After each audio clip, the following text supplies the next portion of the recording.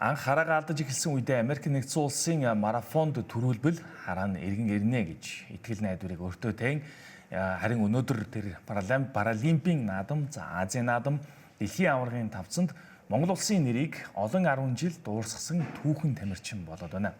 Харин одоо бид энэ хүү эрхэм болох Монгол улсын гавьяа тамирчин Лавгжавтай ярилцахад бэлэн болоод байна. Танд өглөөний мэнд хүргэе. За өглөөний баярлалаа. За тэгэхээр бас юуны өмнө танд баяр хүргэе. Тэгэхээр бас марафонд гүйдэг тамирчдын хувьд бол одоо 6 од гэдэг энэ хүү бас хамгийн нэр хүндтэй алдартай энэ хүү шагналыг бас хүртсэн байна. Тэгэхээр энэ талаараа та бас эхний ээлжинд товчхон мэдээлэл өгөхгүй. Энэ дэлхийн супер марафон гэж болдог 50,000-аас дээш хүн оролцсон. Тэр марафонд гүүгээ 6 марафонд оролцууллаа ингээд. Энэ 6 одын 7-д 6-аас дээш од нэмэгддэг. 7 болоо 8 болоо 9 болоо ингээд явдаг. Тэгээд би 92 онд анх Нью-Йоркд нэг хараатай болох гэж гүйж хэлснээс л хойш ингээд 32 жилийн дараа энэ 6 дахь бол Лондонгийн марафонд очиж гүйж авлаа. Сая Лондонгийн марафон 59,000 60,000 хүн оролцсон том марафон болсон. Тэгээд энд 6 дахь одоо хүсэл мөрөөдлийнхаа одоо хүсчээсэн энэ том одыг авсанд одоо маш их баяртай байна. Хонд 26 онд бол би Токио марафонд гүгээд Лондонд гүгээд ингээд 6 од авч байгаа. Одоо Монголын 5 дахь 5 тамирчин нэг нь болж энэ хараагүй анхны 6 од авсан тамирчин болж байна. Өнөөдөр 65 настай тэгээд залуучуудтай хамт гүгээд оролдоод клубийн хамт олонтой манай ч Акилс клуб гэж байдгийг. Одоо хөгжлийн бэрхшээлийг дэмждэг.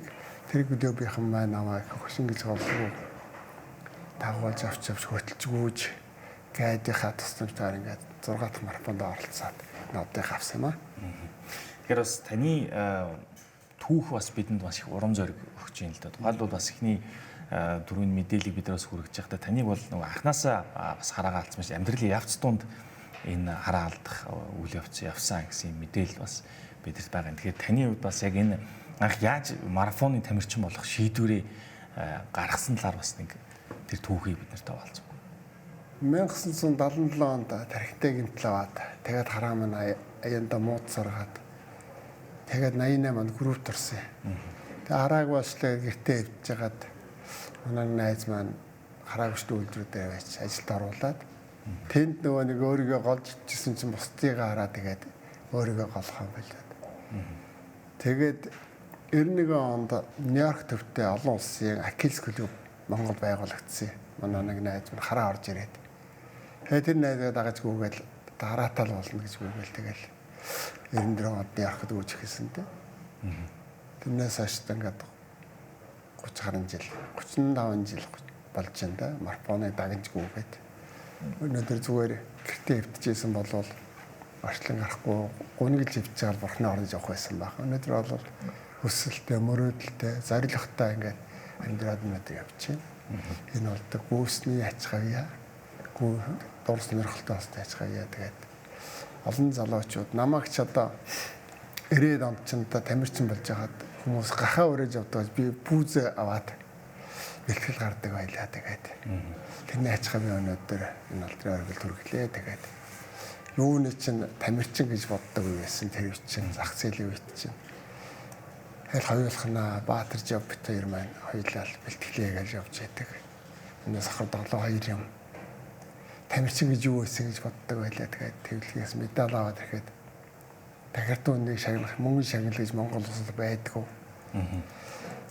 Эрүүл хүмүүсээ шал өөр хардаг байсан. Одоо бол нийгэм өөрчлөгдөд хөгжлийн бэрхшээлтэй эрүүл гэж ялахгүй болсон байна. Тэгээд нийгэм өөрчлөлтийн ирээр хүүхэд залуучууд хүмүүс маш өөр болсон байна. Тэгээд зам нээлттэй мөрөөдөлтөй зоригтой байл тэр хөгжлийн бэрхшээлтэй хүмүүс бүх юм дүрхийн одоо тод жишээ нь одоо энэ олимп дэлхийн аваргуулаад медаль аваад амьдралд нөлөөлж байгаа энэ залуучуудаас тод жишээ байна да. Тэгэхээр бас яг энэ цаг мөчид бидэрийг үзэж байгаа залуучууд хүмүүстэй бас их гоё тийм урам зориг өгөх мессеж гэдэг талаас нь таны дараагийн асуултыг би бас асуумаар байна л да. Тэгэхээр ер нь хүний сэтгэлийн хат төвчээр гэдэг бол бүх юмыг давж туулахад хамгийн чухал хүчин зүйл гэж ингэж ойлгодог. Тэгэхээр таны хувьд ер нь яг анхтар хараагаа алдаж эхэлснээ ойлгож эхэлснээс хойш Ер нь өнөөдрийг ингээд өөрөөтөө маш том зорилго тавиад түүндээ бүр баг төсөөлжсөж илүү их томоохон амжилтуудыг хүртэл гаргаад тэгээ даван туулаад явж шүү дээ тий. Тэгэхээр энэ бүгдээс ингээ харахад энэ бүх нөгөө цаг хугацаанаас эргээд бодоход ер нь гол хүмүүст одоо таны хэлмээр байгаа чин сэтгэлийн тэр үг ер нь юу байх вэ? Одоо энэ хүүхэн залуучууд ч гэлдэггүй эрүүл улсуудаа энэ дасгал илүү бие нэрээр хичээл хэрэгтэй. Анх 94 онд Америкт хараа арах гэж очиод хараа арах боломж дэлхийн шинжлэх ухаанд гараагүй байна гэхэд би нэг уйлж явсан. Тэрнээс хойш ер нь за энэ спортоор л хичээлэх юм бол амжилт дүрэн гэхээсээ өмнө эрүүл мэнд байх юм байна. Өндөр хөгжилтэй орнууд маш их гүйж эрүүл мэндэ боддог. Эмийн бус эмчилгээ эрүүл байх. Тэрийг бодож анх гүйж ирсэн. Тэгээд Азийн наадмын 94 онд ороод медаль аваад гээл. За би энэ нэгээр дагнж явах юм бол юмд хүрэх болох юм байна. Мөрөөдөлтэй болох юм байна гэж явсан. Тэгээд 2 олимп 5 Азийн наадам дэлхийн аварт оролцлоо. Тэгээд одоо өгшөрсөн ч гэсэн клубийнхаа залуучуудаа нийлээд ингээд том дэлхийн супер марафонд оролцож явж байна. Тэгээд ер нь манай Акилс клуб маань хөгжлийн бэрхшээлтэй залуусаа ажилтаа хараагүй дүүли гар хөлгөө тэргийн цэртэй залуучуудаа маш их одоо зоригтой хүсэлтэй болгож байгаа. Тэгээд ер нь энэ нэвтрүүлгийг үзэж олон хөгжлийн бэрхшээлтэй хүмүүс ер нь гэрээс гарах дурггүй. Өөрсдийгөө байнга олж идэг.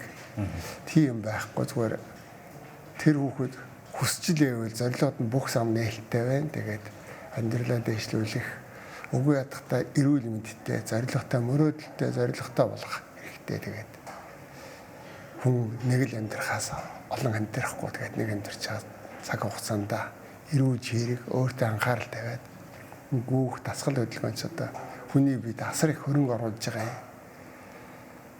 Эмийн бус эмчилгээ гэдэг чинь одоо хүний урт наслахын их өсвөл тэгээд залуучууд маань бүгдээрээ сайхан гүүгээл дасгал хөдөлгөөийг л хэр хэрэндээ алхаж болно, хурдан алхаж болно. Дасгал хөдөлгөөн амьсгаад зүрхээ цохилуулаад тэгээд тэр хүнд өөрт нь л одоо бид нэрүүл мэнд хөрөнгө орж ийн гэсэн үг. Тэр бас хүний хувьд амьдрал дээр бол сахилга бат болон зориг хүсэл тэмүүлэл бол маш чухал байдаг гэдгийг та бол өөрийн амьдралаараа бас үлгэрлж яваа юм мундаг хүн байгаа. Нөгөөдгөр бас энэ сонирхолтой асуулт нь одоо яг ингээд таныг олон улсын тэмцээнд оролцоод ер нь бас яг нөгөө санхүүжилтийн тал дээр мэдээж энэ маань бас тухайлбал төрцгаач гэдэг юм уу ер нь байгууллагуудыг хэр дэмжлэг үзүүлдэг бол энэ маань өөрөө зөвхөн хөв хүний тухай зүйл биш энэ өөрөө цаанаа Монгол улсын давхар нэр хүнд явж байгаа шүү дээ тийм ээ. Одоо энэ зөвхөн одоо энэ жил ихэд л одоо би 3 марафонд орох чинь одоо 8 сарын 30-нд Сидней марафонд 7 дахь марафонд орох юм. Тэгээд нэг од нэмэгдэх юм. Тэгээд ер нь санхүүжил маш хэцүү. Яагаад гэвэл манай Акилс клуб шин төрийн бус байгууллага. Тэгээд одоо нийгмийн хариуцлага хүрээнд одоо хөгжлийн бэрхшээлтэй дэмжүүлгээд нэг юм баах юм ярьдгийн. Тэгээд тийм бол огт байдгүй би албан газруудаар орж утсан. Хүмүүс өөдөөс мөнгө байхгүй л гэдэг юм.